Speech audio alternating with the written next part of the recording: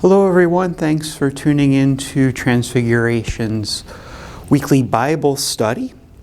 Our recent celebrations of the Transfiguration and the first reading for the 19th Sunday in Ordinary Time, taken from the first book of Kings, bring the prophet Elijah to the fore. There he is. So I will use this Bible study to speak about Elijah, pointing out similarities with Moses. This will include descriptions of relevant geography of the Holy Land that can help us to better understand not only Elijah's story, but other biblical stories as well, including the Gospel for this Sunday. Though it may not be obvious to us, biblical authors regularly use geography to make significant theological points. Elijah was a prophet for the northern kingdom of Israel during the 9th century BC. The northern kingdom of Israel had come into existence 2 generations earlier after the death of King Solomon in 930 BC.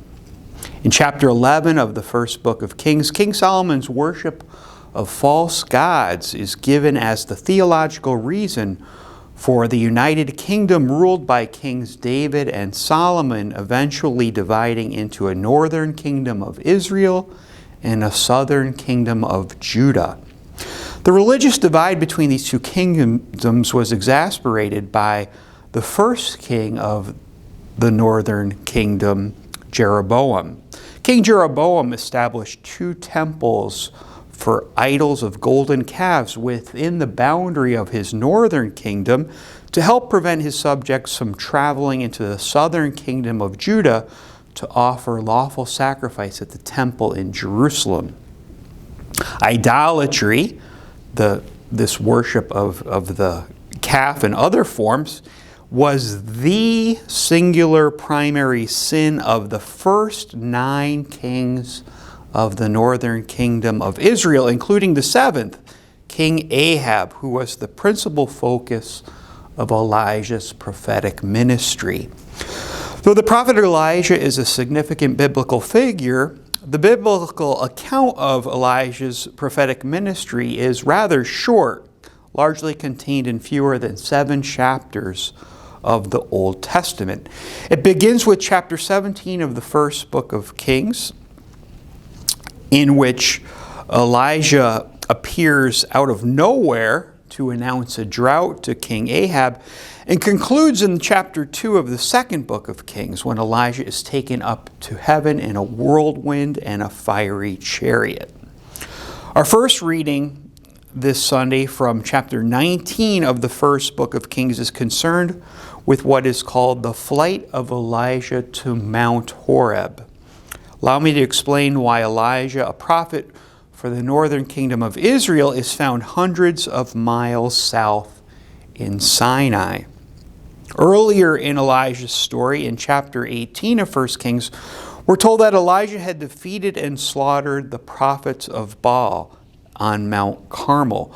Mount Carmel is a mountain in Israel that is unusually close to the shore of the Mediterranean Sea.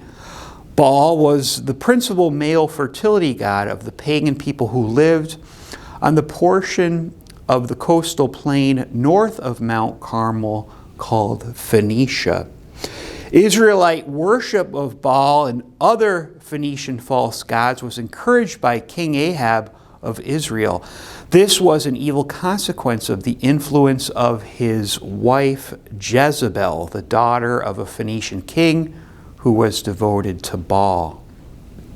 Following Elijah's defeat and slaughter of the 450 prophets of Baal on Mount Carmel, Ahab traveled the 70 miles southeast to the city of Jezreel by way of the Jezreel Valley. The Jezreel Valley being a fertile valley of the Kishon River that divides the hilly inland region of Israel south of it, called Samaria, from the hilly inland region of Israel north of the valley, called Galilee.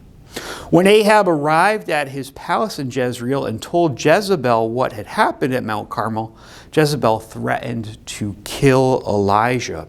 Elijah took her threat quite seriously, at first fleeing about 100 miles to the southernmost city in the southern kingdom of Judah, Beersheba.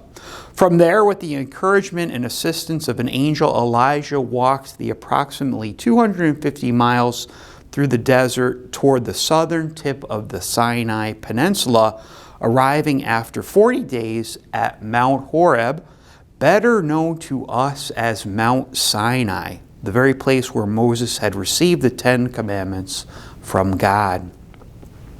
It was Elijah's mission to defend worship of the one true God and to destroy worship of Baal and other false gods.